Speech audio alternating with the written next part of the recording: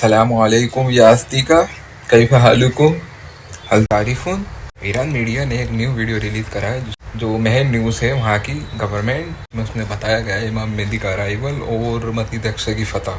और उन्होंने ये भी बताया कि मुस्तफा खamenei जो न्यू सुप्रीम लीडर हैंगे वो कुछ खत पढ़ रहे हैं, वो पढ़ने के बाद जेब में रख लेते हैं। उसका अरेबिक में मीनिंग होता है कि कुछ भी तुमने देखा है वो किसी को मत बताना, हम जल लौटेंगे।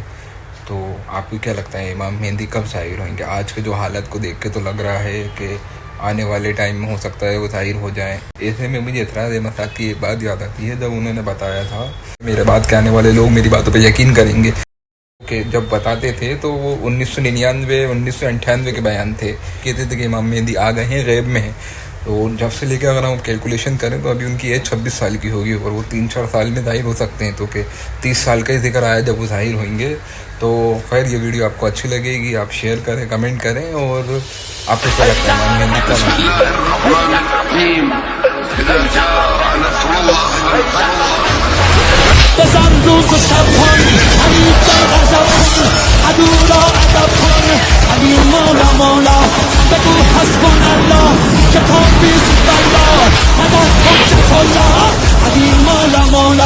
Hey dar, hey dar, hey dar, hey dar.